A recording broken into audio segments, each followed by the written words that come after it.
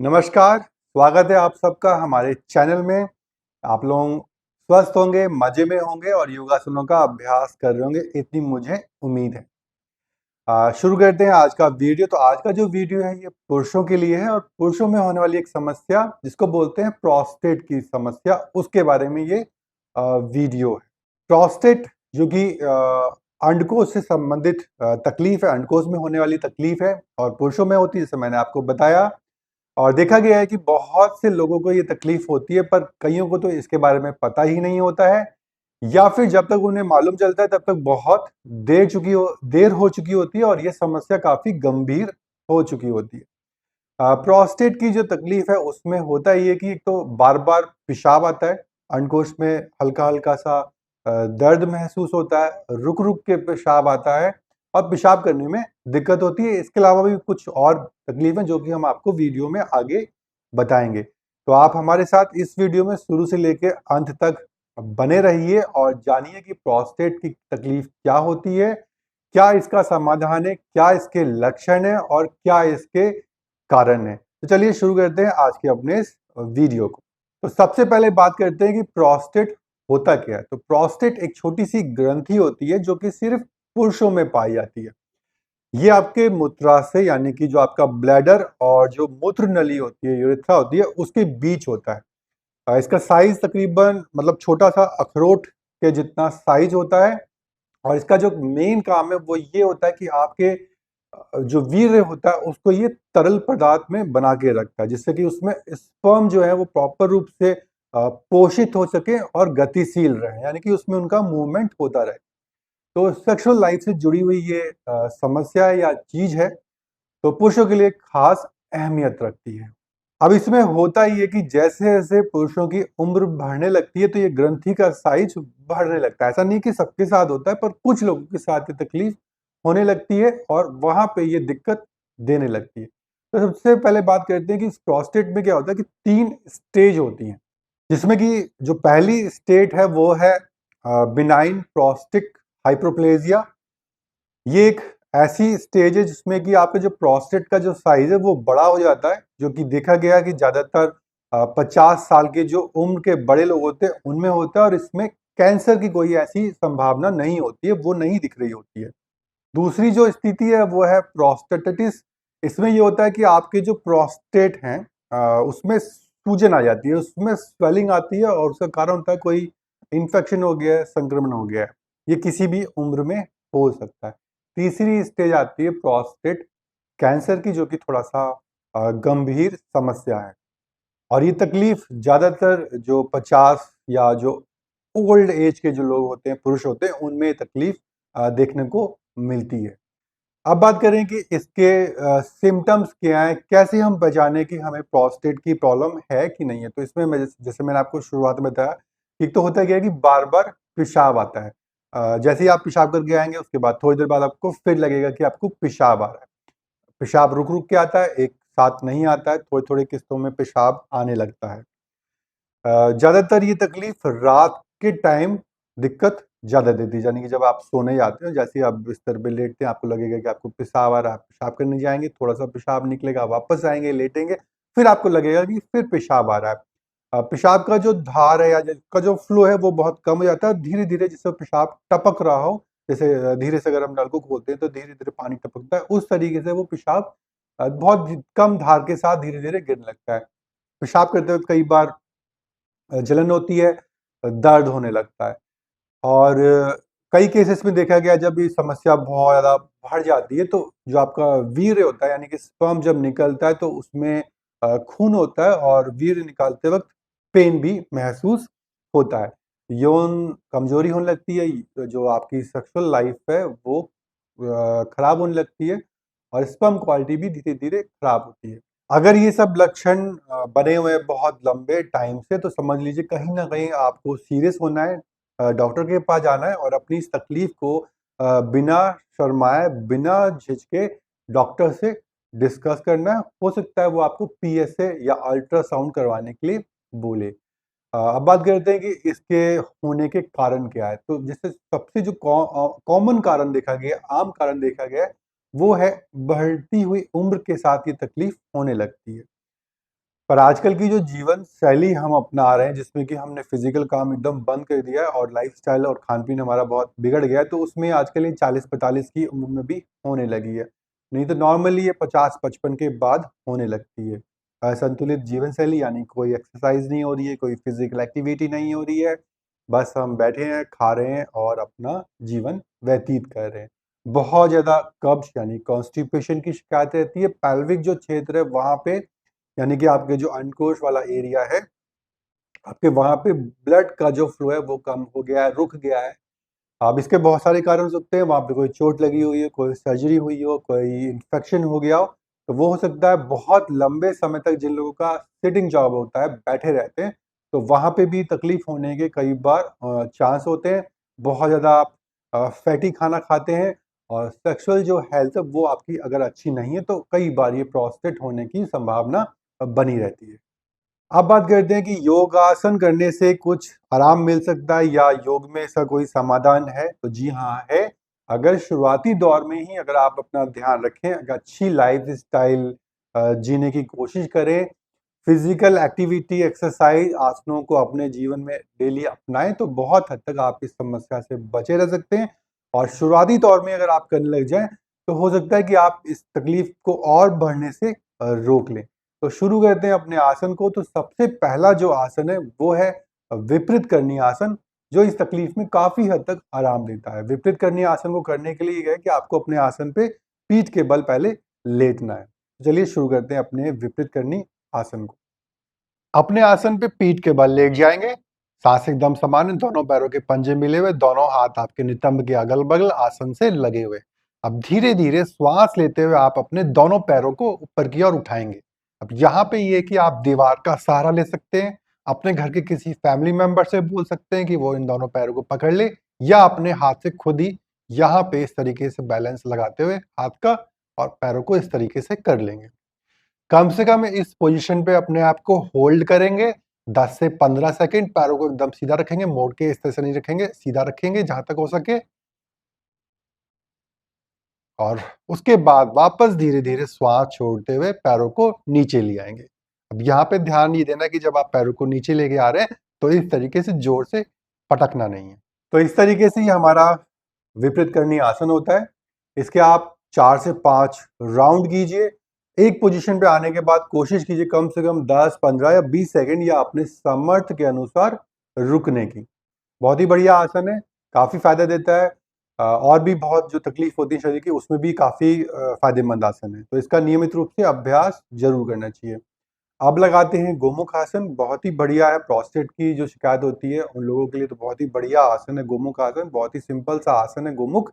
तो इसमें करना ये है कि आपको अपने जो राइट लेग है उसको अपने मोड़ते हुए घुटने के पास से आपका जो ये पंजा है इसको लेके आना है अपने नितंब के नीचे, यानी कि आप अपने पंजे और एड़ी के ऊपर बैठ जाएंगे। आपका जो ये उल्टा पैर है इसके घुटने को आप राइट लेग के घुटने के ऊपर इस तरीके से ले आएंगे। कुछ इस टाइप की सी आपकी पोजीशन बन जाएगी। जो लेफ्ट लेग है उसका घुटना ऊपर की तरफ है, तो यानी आपका जो राइट हैंड है वो आपका इस तरीके से होगा, अपोजिट अपोजिट डायरेक्शन में। लेफ्ट घुटना ऊपर है तो राइट हैंड ऊपर होगा, इस तरीके। आप इस तरीके से करेंगे और होल्ड करेंगे अपने आप को इसी पोजीशन पे। पीछे से दोनों हाथों को पकड़ा हुआ है, वो मैं आपको अभी दिखाता हूँ। होल्ड करने के बाद जितनी देर आपसे कंफर्टेबली इसमें बैठा जाए आप बैठिए। आप देखेंगे कि आपके जो अंडकोश वाला एरिया वहां पे आपको दबाव महसूस हो रहा है और आराम मिल रहा है। वापस आएंगे अपनी इसी पोजीशन पे। अब यही क्रिया आपको अपने दूसरे पैर से करनी है, यानी कि अब आपको अपना जो लेफ्ट लेग है उसे नीचे करना है, उसके पंजे एड़ी पे बैठना है और राइट जो लेग है वो ऊपर की तरफ आएगा। पहले हमने राइट लेग से किया था, अब हम लेफ्ट लेग से कर रहे हैं, यानी कि लेफ्ट लेग नीचे है, राइट लेग ऊपर है, तो यानी कि लेफ्ट हैंड ऊपर होगा। अब आपको मैं दिखाता हूं पीछे से किस तरीके से ये दिखेगा। तो ये आपने आपके जो नितंब है वो आपने टिका दिए पैर के पंजे और एड़ी पे, दूसरा पैर उसके ऊपर लिया हुआ है, हाथ इस तरीके से अपोजिट डायरेक्शन में, और ये यहां से आप इनको पकड़ के कोशिश करेंगे। अगर मान लीजिए आपसे इस तरीके से नहीं पकड़ा जाता है तो आप किसी रुमाल या किसी चीज का हेल्प लेके भी इसको कर सकते हैं। कमर गर्दन सीधी रखेंगे, टेढ़ी नहीं रखेंगे एकदम, और सांसें सामान्य रखेंगे। इनहेल एक्सहेल करते रहेंगे और होल्ड करेंगे इसी पोजीशन पे। वापस आएंगे। अब यहाँ पे क्या है कि जैसे कि ये मैंने आपको बताया कि ये जो तकलीफ है ज़्यादातर एक खास उम्र के बाद होने लगती है, और उस उम्र में क्या होता है कि बॉडी की मूवमेंट थोड़ी सी मुश्किल हो जाती है। एग्जैक्ट ऐसा कर पाना थोड़ा सा मुश्किल होता है शुरुआती दौर में। धीरे धीरे अभ्यास करते करते तो आप अभ्यस्त हो जाएंगे, करने लगेंगे। तो यहाँ पे मैं आपको इसका इजी वर्जन बता देता हूँ। अब आपको करना क्या है कि सेम उसी तरीके से अपने इस पैर को मोड़ना है, इससे इसके इसके पंजे पे बैठना है और दूसरे पैर को इसके ऊपर लेके आ जाना है, और दोनों हाथों को इन घुटनों के ऊपर रख लेना। बस, तो ये आप करिए। अगर आपको हाथ ऊपर की तरफ नहीं जा रहे हैं, दिक्कत हो रही है, क्योंकि कई बार ऐसी दिक्कत होती है, बैलेंस नहीं बनता, बिगन लगता, आप इसको आराम से इस तरीके से बैठिए। जितनी देर आपसे बैठा जाता है कंफर्टेबली, बिना तकलीफ उठाए हुए। खाली पेट कीजिए, दिन में 2 बार, जब भी आपको वक्त मिले आप इसे कीजिए। दोनों पैरों से बदल बदल के आप इसको बारी बारी से करिए। 10 से 15 बार कीजिए। बहुत बढ़िया आसन है गोमुख आसन। अब तीसरे उसमें आते हैं और वो बोलते हैं हम अश्वनी मुद्रा। अश्वनी मुद्रा जो होती है, अश्वनी मुद्रा लगाना बहुत अधिक लाभदायक होता है और बहुत ही बढ़िया होती है हमारे शरीर के लिए, और खास करके जिनकी उम्र बढ़ने लगी है, बूढ़े से होने लगे, वृद्ध होने लगे, उनके तो अश्वनी मुद्रा बहुत ही बढ़िया है। अब अश्वनी मुद्रा मैं आपको लगा के नहीं दिखा सकता हूँ, मैं आपको सिर्फ समझाऊंगा कि किस तरीके से अश्वनी मुद्रा लगाई जाती है। तो आप सुखासन में बैठिए, आप चेयर में बैठिए, और कई बार इसे खड़े होकर भी किया जा सकता है। ऐसा कुछ इसका बहुत ज़्यादा मतलब नहीं है कि बैठ के ही करना। समझाता हूँ कि किस तरह से आपको अश्वनी मुद्रा लगानी है। तो जब हम शौच के लिए जाते हैं, मल त्यागने के लिए जा रहे होते हैं, और हमें मालूम चलता है कि हमारा जो बाथरूम है वो ऑक्यूपाइड है, भरा हुआ है, कोई घर का मेंबर उसमें ऑलरेडी है। कई बार ट्रेन में भी ऐसा होता है कि हम ट्रेन में टॉयलेट करने के लिए जा रहे हैं, मतलब शौच त्याग करने के लिए जा रहे हैं, लैट्रिन करने के लिए जा रहे हैं, और वहाँ पे कोई ऑलरेडी पहले से है। तब हम क्या करते हैं, रोकते हैं, अपने मल को अंदर की तरफ रोकते हैं, लैट्रिन को बाहर निकलने से रोक रहे होते हैं। अब वहाँ पे जब हम अपने गुदा द्वार को अंदर की तरफ दबाते हैं, खींचते हैं, जिससे कि हमारा मल बाहर ना निकल जाए, होल्ड करते हैं, बस वही जो क्रिया है अश्वनी मुद्रा में की जाती है। बस यहाँ ये है कि आपको मल नहीं त्यागना होता है, ना उसको मल त्यागने जाने से पहले आपको करनी है। आपको ये करनी तब है जब आपका पेट एकदम खाली है। बस आप ऐसा प्रयास कर रहे हैं जिससे आप मल को बाहर निकलने से रोक रहे हैं, गुदा द्वार को अंदर की तरफ खींच रहे हैं और उसका संकुचन कर रहे हैं। ये जो क्रिया होगी ये अश्वनी मुद्रा होगी। इस मुद्रा को आप कम से कम 10 से 15 बार लगाइए, आराम-आराम से लगाइए। शुरुआती दौर में हो सकता है आपको लगाने में, वैसे तो खैर ये बहुत ईज़ी है, बहुत आसान है, कर सकते हैं, पर फिर भी कुछ लोगों को थोड़ा-सा दिक्कत होती है। तो बहुत ही बढ़िया ये होती है अश्विनी मुद्रा, और इसको लगाना चाहिए। दिन में आप इसे 2 बार लगाइए, 10 से 15 बार आप इसका अभ्यास कीजिए। तो ये छोटी-छोटी सी कुछ आसन, क्रियाएँ, मुद्राएँ हैं, जिनको अगर आप करेंगे तो प्रोस्टेट की शिकायत में काफ़ी हद तक आपको आराम मिलेगा।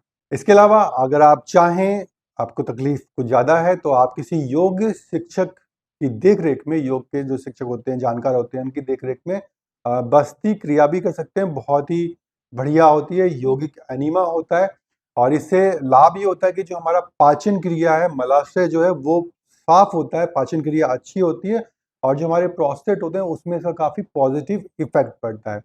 पर ये करना किसी योग शिक्षक के देख-रेख में ही होता है। अब बात करते हैं कि आयुर्वेद में इसका कोई इलाज है, समाधान है, तो वो है, उसमें आप पूर्णावास्तक क्वाथ होता है, उसका आप सेवन कर सकते हैं। उससे ये होता है कि जो प्रोस्टेट की जो स्वेलिंग होती है, उसमें आराम मिलता है।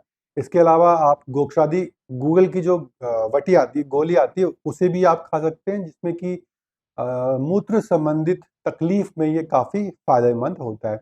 शिलाजीत, अश्वगंधा का सेवन कर सकते हैं, इससे जो यौन शक्ति बढ़ती है और नसों में जो ब्लड का जो प्रभाव है वो बढ़ने लगता है। त्रिफला का सेवन कीजिए, जिससे कि कब्ज़ी ना हो, कब्ज़ हमें नहीं होने देनी चाहिए। फाइबर वाला उसका फूड हाई फाइबर के फूड खाइए, सैलेड खाइए, ग्रीन वेजिटेबल्स खाइए। इसके अलावा आप गुनगुने पानी से अपने अंकुश जो होते हैं उनकी थोड़ी-सी सिकाई कीजिए, उससे क्या होगा कि जो दर्द है, तकलीफ है, उसमें काफ़ी आराम मिलेगा। यहाँ पे मैं एक बात ज़रूर कहना चाहूँगा, जब भी आप कोई आयुर्वेदिक या कोई एलोपैथिक ट्रीटमेंट ले रहे हैं, तो एक बार डॉक्टर से ज़रूर सलाह ले लें। अब बात करते हैं कि क्या हम सावधानी रखें, क्या बचाव हम कर सकते हैं जिससे कि थोड़ी-सी जो प्रोस्टेट की जो शिकायत है, वो या तो हमें ना हो या अगर हो रही है, तो वो तकलीफ़ और ज़्यादा ना बढ़े।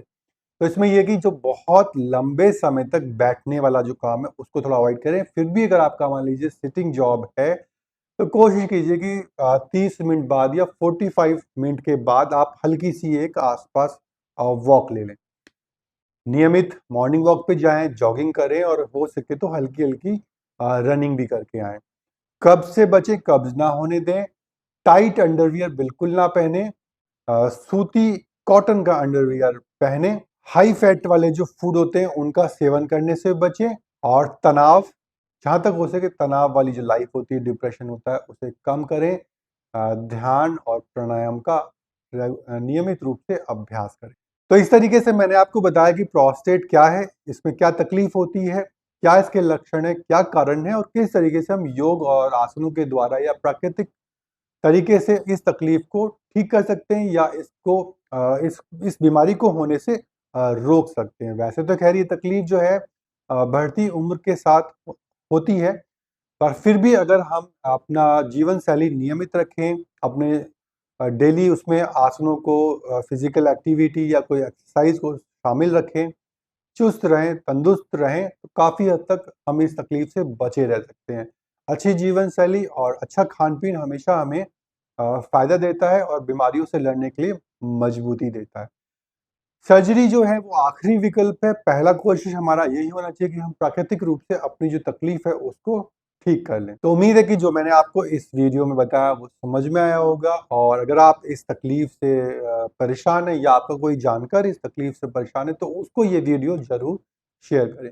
क्योंकि ये तकलीफ जो है पुरुषों से संबंधित है और हमारे प्राइवेट पार्ट्स या जननांगों से संबंधित है, तो लोग बाग थोड़ा-सा इसको शेयर करने में या बताने में शुरुआती दौर में शर्माते हैं, झेपते हैं। कोई भी आपको तकलीफ़ हो उसको बताने से कभी शर्माना नहीं चाहिए, झेपना नहीं चाहिए। अगर तकलीफ़ है तो शुरुआत में ही अगर उसका किसी जानकार से या डॉक्टर से हम डिस्कस कर लें, ट्रीटमेंट ले लें, तो काफ़ी हद तक इस तकलीफ़ को बढ़ने से हम पहले ही रोक लेंगे और समय पे इसका समाधान कर लेंगे। तो वीडियो पसंद आया तो वीडियो को लाइक कीजिए, चैनल को सब्सक्राइब कीजिए। चलिए मिलते हैं अगली बार अगले नए वीडियो में, तब तक के लिए नमस्कार। योग कीजिए, स्वस्थ रहिए और खुश रहिए। धन्यवाद।